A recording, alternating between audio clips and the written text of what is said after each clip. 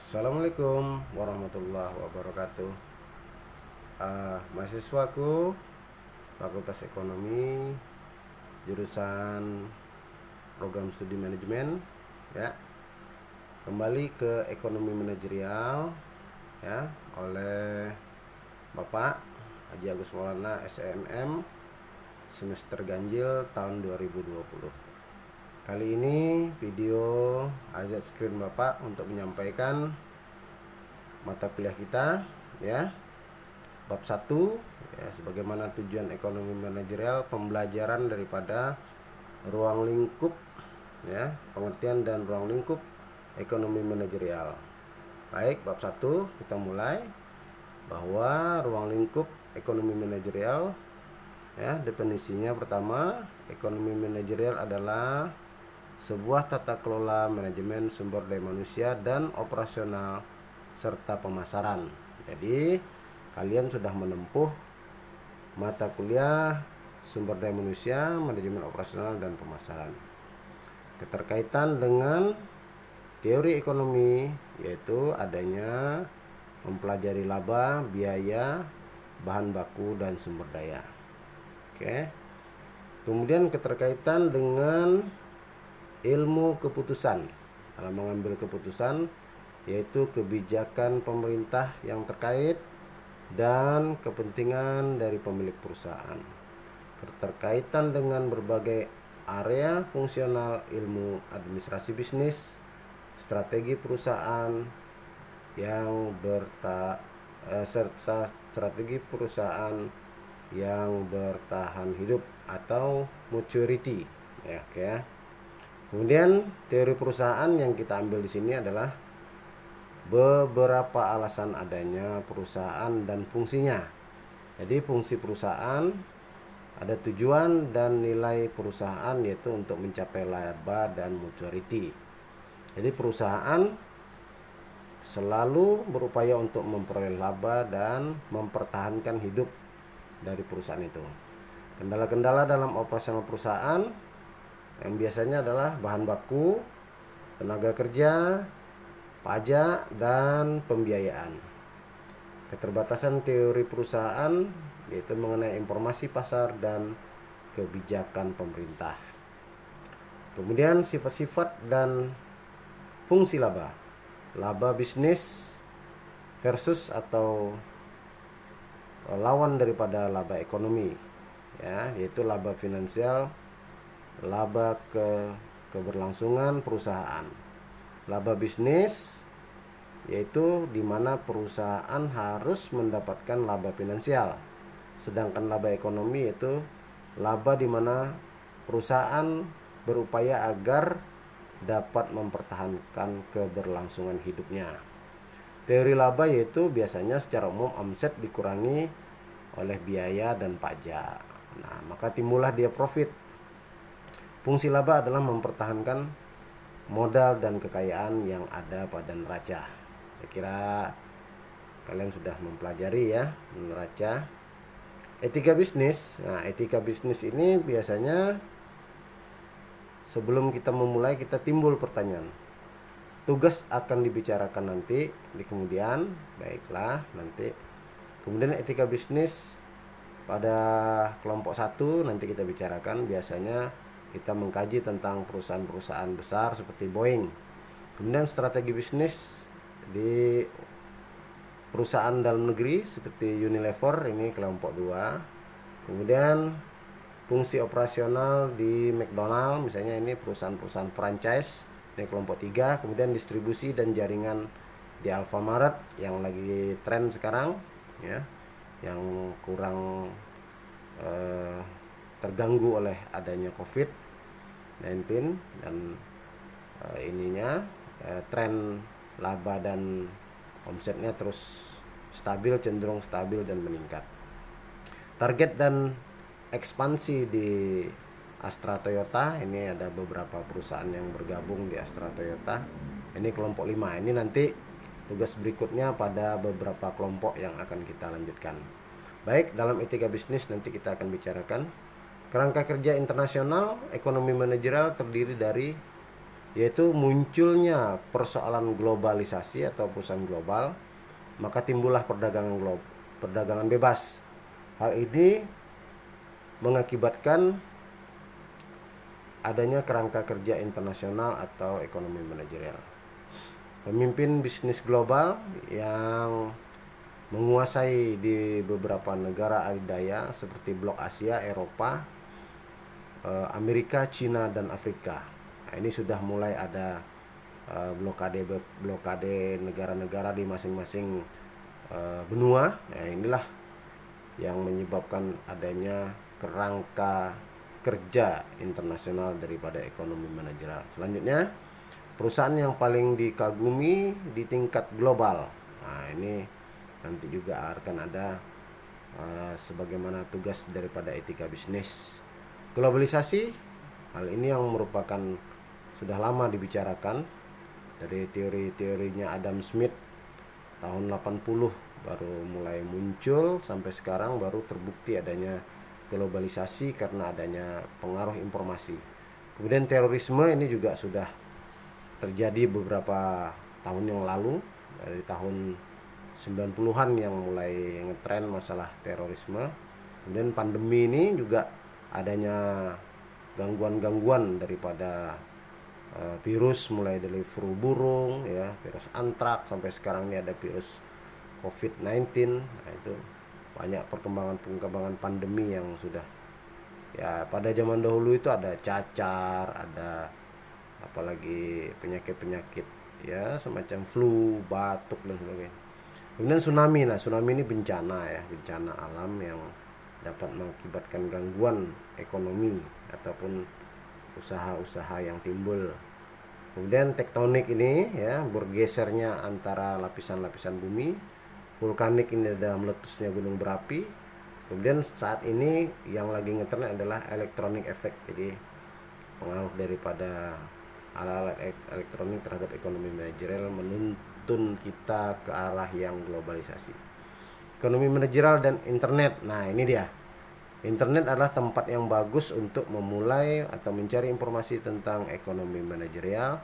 Sebagai contoh, Anda dapat menemukan informasi tentang kecenderungan ekonomi makro dalam hal inflasi ya.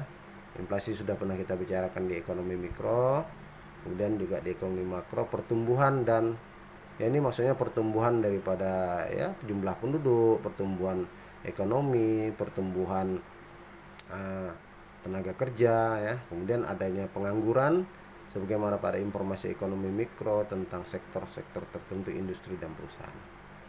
Perhatikan gejala di sekitar lingkungan Anda, apa yang Anda lakukan ya, dan bagaimana reaksi Anda. Bab 2 yaitu berbagai teknik optimalisasi pada peralatan manajemen baru ya. Oke. Pada ini kita tadi sampai di bab 2 ya. Bagaimana teknik optimalisasi pada peralatan manajemen baru, yaitu metode dalam menggambarkan hubungan ekonomi ya. Hubungan ekonomi dapat digambarkan dalam bentuk persamaan tabel grafik. Bila hubungannya sederhana, maka tabel dan atau grafik dapat mencukupi kebutuhan analisis. Jadi sebagaimana mata pelajaran atau mata kuliah kita terdahulu, tabel-tabel itu menunjukkan bahan baku daripada analisis matematika kita untuk statistik dan melihat gejala-gejala. Hal tersebut di atas adalah sebagai alat untuk mengetahui data awal, gejala-gejala, dan untuk memprediksi kejadian yang akan datang sehingga dapat mengoptimalisasi laba. Nah, ini jadi seorang ekonom ini harus bisa memprediksi atau berestimasi dan meminimalisir kerugian perusahaan ya, usaha atau organisasi. Baik, slide berikutnya, hubungan biaya total rata-rata dan marginal. Hal ini dipergunakan untuk menunjukkan bagaimana perusahaan memaksimalkan keuntungan. Contoh paling penting dan perilaku mengoptimalisasikan perusahaan. Jadi dalam kegiatan ataupun penekanan biaya, ya biaya itu berkaitan dengan total rata-rata pengeluaran biaya dengan marginal. Jadi selisih daripada biaya yang dikeluarkan itulah yang akan dicari sehingga bisa meningkatkan laba. Biaya diusahakan minim, sementara menjadi total rata-rata. Total rata-rata ini keinginannya, ini keinginan daripada pihak manajemen atau direktur atau direksi. Sehingga total rata-rata menginginkan atau meningkat, inginnya meningkat. Marginal atau selisih biaya dengan omset inginnya tren, artinya meningkat. Ya. Jadi selisih biaya semakin meningkat, laba juga semakin meningkat. Sehingga biaya yang dikeluarkan minim. Merupakan pekerjaan rumah bagi seorang manajer atau direktur atau komisaris. Baik. Selanjutnya menganalisis optimisasi atau optimis, perasaan yakin peningkatan laba seiring naiknya modal, seiring pula naiknya kas. Nah, jadi modal ini mempengaruhi kas.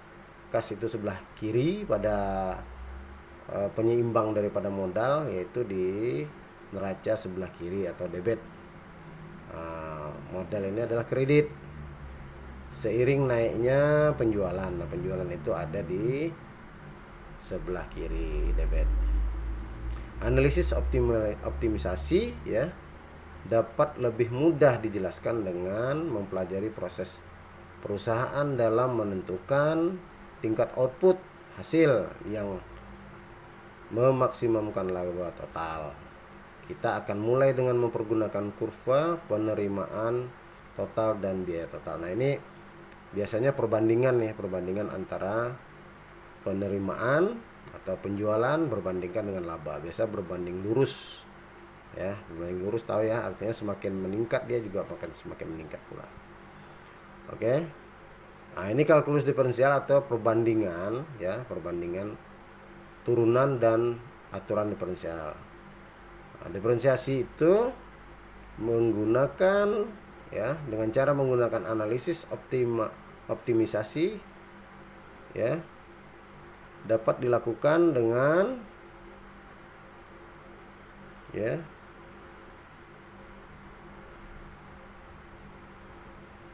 oke sebentar ya. Nah, ini dengan cara seperti apa? Dengan kalkulus diferensial. Nah, ini ada rumus nanti, rumus turunan daripada Y sama dengan X atau fungsi F. Nah, ini ada di dalam matematika ekonomi, yaitu yang didasarkan pada konsep apa itu? Konsep turunan. Jadi turunan pertama daripada Y sama dengan X kuadrat plus 1 biasanya itu adalah Y sama dengan 2X ya. Kemudian alat yang digunakan secara matematis untuk melihat ya kecenderungan gejala pada peristiwa periode perkembangan keuangan atau profit perusahaan. Nah, ini bisa dilihat biasanya kalau Y sama dengan X kuadrat tambah 1 berarti X-nya 2, misalnya katakan X-nya 1 sama dengan 2. Tapi kalau turunannya Y sama dengan 2X, maka X sama dengan 1, 2X sama juga hasilnya 2. Nah, itu ya. Nah, itu saya kira di semester 1 ekonomi ada itu ya. Kemudian optimisasi dengan kalkulus tadi ya kan. Kita mempelajari proses optimisasi dengan kalkulus. Mula-mula kita mempelajari bagaimana kita dapat menentukan titik di mana suatu fungsi mencapai maksimum atau minimum. Kemudian ditunjukkan bagaimana membedakan antara maksimum dengan minimum. Nah, itu dengan titik EOQ ya, economic on quantity, yaitu titik aman pertemuan antara variabel X dan variabel Y atau variabel di mana pertemuan antara permintaan dan penawaran barang. Pertemuan antara biaya dan modal bisa juga, atau biaya dengan penjualan.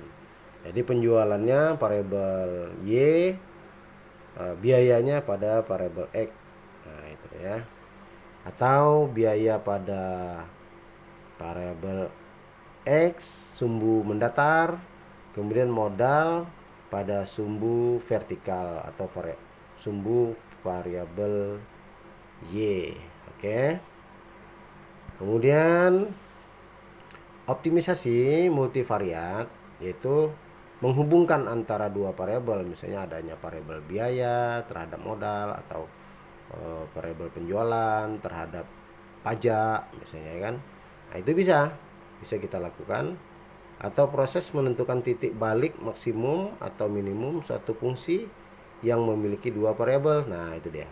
Hubungan antara dua variabel yang saling berlawanan untuk menentukan satu persamaan. Nah, jika Y sama dengan X plus 1, Y1 dan Y2-nya misalnya sama dengan X min 2. Nah, jadi X plus 1 sama dengan X min 2. Nah, dipindahkan di antara dua sisi ya. Nah, itu nanti akan ketemu dia berapa jumlah X yang hubungan antara dua variabel itu untuk menemukan satu persamaan. Nah, ini persamaan kan udah pernah belajar ya. Ada dua produk yang berbeda namun ingin menentukan persamaan biaya aja, sehingga digunakan alat statistik yaitu matematika. Matematika sumbu kiri dan sumbu kanan ya. Yaitu tadi Y1 sama dengan Y2. Maka X 2X tambah min 1 sama dengan X plus 2 misalnya. Nah, itu nanti dipindahkan sehingga ketemulah X-nya berapa. Kemudian optimisasi terkendala apabila yaitu guna mempelajari optimisasi tanpa kendala, ataupun jika kita menghilangkan kendala atau memaksimalkan atau meminimalkan fungsi tujuan tadi yang pada fungsi F sama dengan Y tadi tanpa adanya kendala, namun itu gunanya tadi persamaan. Nah, namun dalam sebagian besar waktunya itu manajer menghadapi berbagai kendala dalam keputusan optimalisasi. Nah, optimisasi artinya di situ menemukan sebuah contoh. Misalnya sebagai contoh, suatu perusahaan dapat menghadapi keterbatasan pada kapasitas produksinya. Nah, misalnya antara biaya dengan penjualan misalnya, atau antara penjualan dengan bahan baku misalnya, atau pada ketersediaan tenaga ahli dan bahan mentah. Yang penting perusahaan juga dapat menghadapi kendala-kendala hukum atau peraturan atau lingkungan. Nah, biasanya hukum itu atau peraturan lingkungan itu biasanya min 1 jadinya, mengurangi daripada penjualan atau menambah daripada modal gitu ya. Jadi kalau X plus 1 pada Y1 sama dengan biaya, maka hukum atau peraturan itu atau lingkungan itu plus 1 menjadi menambah biayanya gitu ya. Kemudian peralatan manajemen baru untuk mengoptimisasi atau meyakinkan daripada memaksimumkan laba atau meminimumkan biaya. Alat yang paling penting adalah perbandingan atau disebut dengan benchmarking. Jadi membandingkan antara satu periode biaya dengan satu periode yang lalu, kemudian membandingkan satu penjualan satu periode yang lama dengan yang baru, atau dari satu tahun 1 ke tahun 2. Kemudian manajemen kualitas total, yaitu total quality management, yaitu menghitung bagaimana kualitas secara keseluruhan ya dari manajemen yang dilaksanakan, yaitu mulai dari produksi, pemasaran, sampai dengan pembiayaan, sampai dengan omset penjualan dan neraca yang dievaluasi secara keuangan, secara pemasaran, sumber daya manusia, dan secara strategi. Kemudian rekayasa ulang berarti kita setelah menemukan semua itu dari alat-alat yang dipergunakan, bisa kita merancang ulang. Oh, kalau gitu struktur organisasi ini harus berubah. Nah, kemungkinan juga anggaran-anggaran yang dilaksanakan di masing-masing sektor atau departemen juga akan dirubah gitu. Organisasi pembelajaran atau learning organization. Nah, ini adalah untuk melakukan pelatihan-pelatihan, menambah keterampilan dan menambah kecakapan daripada sumber daya. Oke, selanjutnya manajemen kualitas total, yaitu total quality management itu adalah ada 5 aturan ya, 5 aturan eksekutif, 5 aturan untuk menentukan suksesnya suatu program total quality management. Pejabat eksekutif perusahaan, chief executive officer, tegas dan nyata mendukung program tersebut. Nah, ini harus ada kebijakan daripada pimpinan ya. Kemudian harus jelas keuntungan dari program tersebut. Jadi ada feedbacknya. Memiliki tujuan dan strategi apa sebenarnya yang menjadi tujuan untuk memaksimalkan kualitas. Kemudian strateginya apa ya, secara bisa untuk menang di pasaran, memberikan hasil keuangan dan kompensasi. Nah, ini harus seimbang pula dengan tugas dan tanggung jawab daripada masing-masing bagian departemen. Program harus dibuat oleh perusahaan khusus BUMN. Bisa juga pada perusahaan swasta nasional, swasta asing, penanam modal asing, penanam modal dalam negeri, dan international company.